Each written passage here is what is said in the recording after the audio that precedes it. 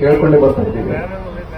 Local ಹುಡುಗರಿಗೆ, ಓದಿರೋ ಹುಡುಗರಿಗೆ, degree ಆಗಿರೋರಿದ್ದಾರೆ, BE ಆಗಿರೋರಿದ್ದಾರೆ, ITI ಆಗಿರೋರಿದ್ದಾರೆ, ಎಷ್ಟು ಜನ ಹುಡುಗರು ಬೇಕು ರೆಡಿ ಇದ್ದಾರೆ ಕೆಲಸ ಸೇರ್ಕೊಳ್ಳೋಕೆ ಲೋಕಲ್ ಕಂಪ್ನಿಗಳಲ್ಲಿ. ಯಾಕೆ ಕೆಲಸ ಕೊಡ್ತಾ ಇಲ್ಲ?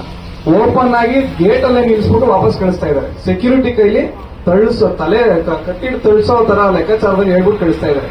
ಅಲ್ಲಿ ಲೋಕಲ್ ಅವ್ರು ಬಂದ್ರೆ ಕೆಲಸಕ್ಕೆ ಇಲ್ಲಿ ಇಲ್ಲ ಅಂತ ಹೇಳ್ಬಿಟ್ಟು ಕಳಿಸಿದ್ರು. ಒಂದೊಂದು ಕಂಪ್ನಿಲಿ ಬೇಕಾದ್ರೆ ವಿಚಾರ ಮಾಡಿ ಸರ್, ದಯವಿಟ್ಟು ಇದನ್ನ ಪ್ರತಿ ಗ್ರಾಮ ಸಭೆಯಲ್ಲೂ ಹೇಳ್ಕೊಂಡ್ ಬಂದಿದ್ದೀವಿ ನಾವು. ವಿಚಾರ ಮಾಡಿ ಎಷ್ಟು % ಲೋಕಲ್ ಹುಡುಗರು ಕೆಲಸ ಮಾಡ್ತಾ ಇದಾರೆ ಅಂತ. 30 ಈಗ TND ಮೈನಿ ಅಂತ ಇದೆ ಇಲ್ಲಿ ನಮ್ಮ ಎಂಟಗಂಡಿ ಪಾಳ್ಯದ ಹತ್ರ. 35 ಜನನೋ 32 ಜನನೋ ವರ್ಕರ್ ಇದ್ದಾರೆ.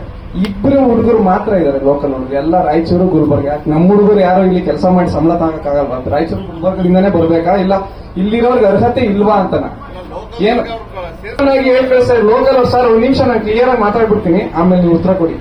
ಇದು ರೀಸನ್ ನೀವು ಹೇಳ್ತಾ ಇದ್ದೀರಾ.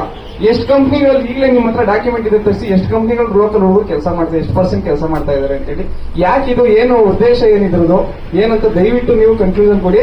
ಬೇರೆ ತರ ಏನೋ ಒಂದು ಆರ್ಕೆ ಉತ್ತರ ಕೊಟ್ಬಿಟ್ಟು ಇದನ್ನ ಗ್ರಾಮ ಸಭೆ ಕ್ಲೋಸ್ ಮಾಡೋ ವಿಚಾರ ಮಾಡಬೇಡಿ. ಇದು ಸೀರಿಯಸ್ ಇಶ್ಯೂ. ದಯವಿಟ್ಟು ನೋಡ್ಕೊಂಡು ಉತ್ತರ ಕೊಡಿ. ಕೊಟ್ಮೇಲೆ ನೀವು ಉತ್ತರ ಕೊಟ್ಮೇಲೆ ಅದಕ್ಕೆ ಏನಾದ್ರು ಸೊಲ್ಯೂಷನ್ ಕರೆಕ್ಟ್ ಆಗಿ ಕೊಡ್ಬೇಕು.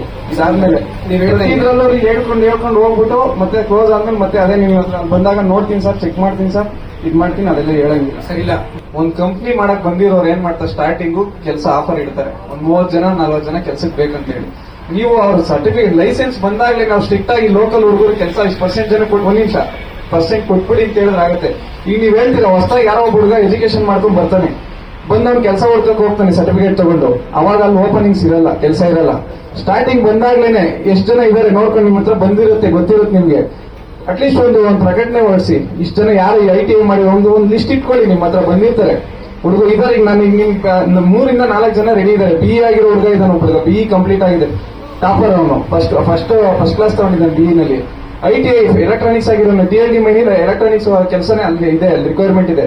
ಓಪನ್ ಆಗಿ ಹೇಳಿ ಕಳಿಸ್, ನಾವು ತಗೊಳ್ಳಲ್ಲ, ಲೋಕಲ್ ಅವ್ರನ್ನ ತಗೊಳ್ಳಲ್ಲ. ಅವರು ಓಪನಿಂಗ್ಸ್ ಇಲ್ಲ ಅಂದ್ರೆ ಓಕೆ, ಲೋಕಲ್ ಅವ್ರನ್ನ ತಗೊಳ್ಳಲ್ಲ ಅನ್ನೋ ಉತ್ತರ ಹೇಳ್ತಾ ಇದ್ದಾರೆ.